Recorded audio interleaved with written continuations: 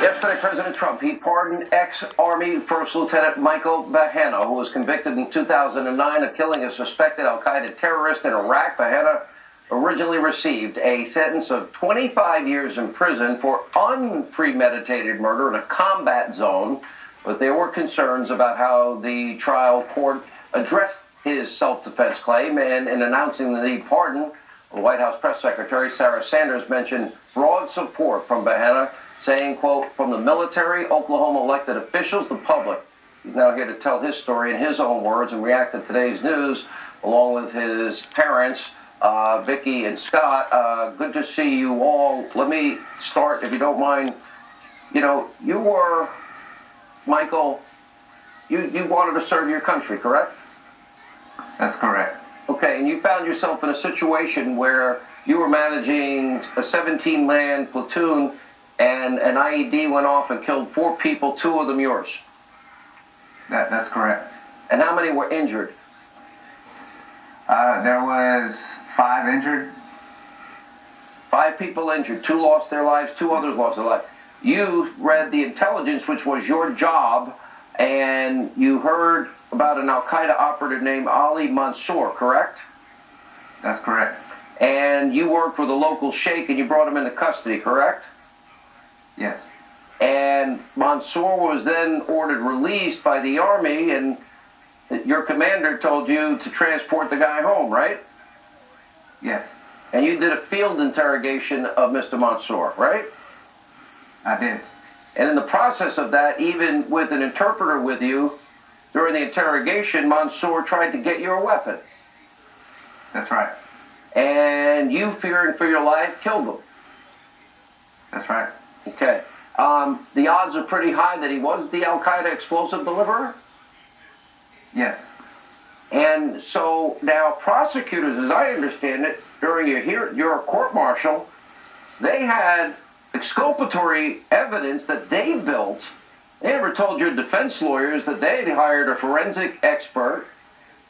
And tell us what the forensic expert found and why did he not testify? That forensic expert was actually sitting in trial during my testimony, and he heard my side of the story for the first time. After he heard my story, he went back to the prosecutors and did a demonstration to them in the room and told them, I'm sorry, let me back up. Once I told my story, he had told the prosecutors, you know, that's exactly what I told you yesterday. Because he had did a demonstration for the prosecution team the day before, but the day before he heard my testimony. So the prosecution hires a forensic expert who confirms your story. And then they don't tell you defense attorney, and this is how we treat American heroes. And then they send him home, and he doesn't testify. Why would we send brave men and women? And I got to believe Vicki and Scott. You send your son, and he's willing to risk his life for his country, and he has to defend himself. Now we're going to second guess his decision. We have exculpatory evidence, and they withheld it. How does that make a mother and father feel? Well, I can just tell you from my perspective, being a federal prosecutor for over 25 years, it was something I'd never witnessed before. It was a trial where the forensic evidence was not introduced by the prosecution, but by the defense.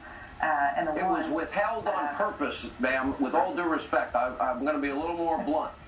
They knew it, they didn't bring it up. Well, they definitely should have told. They have an ethical and constitutional responsibility to turn that evidence over once their forensic expert says that he doesn't believe their theory of an execution is accurate.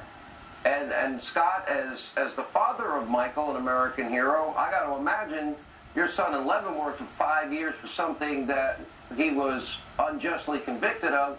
I bet you have real anger issues with the people that did that, because I know as a father I would. It's hard, Sean. 5 years passes very slowly in prison, and we were fortunate to visit him very often, which helped quite extensively. But you're right. I mean, we were initially very angry, but you focus your attention on helping them, and that's what we've tried to do for all these years with all the support. You mentioned A.G. Hunter and President Trump finally coming through. This is an amazing day, an exciting day. Michael, you lost 5 years of your life. You defended your country honorably. The president did this at the request of 37 generals, admirals, politicians in Oklahoma, where you're from. The president called you yesterday. How did this all feel? It was totally unexpected, and I want to personally thank President Trump, and this is something he didn't have to do, and I'm just grateful that he even considered my pardon petition, and it was one of the happiest moments of my life.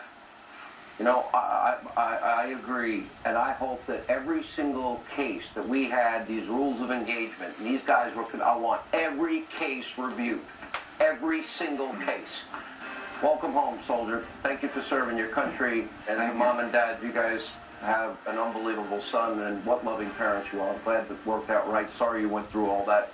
We owe you better as a country. Great to have you.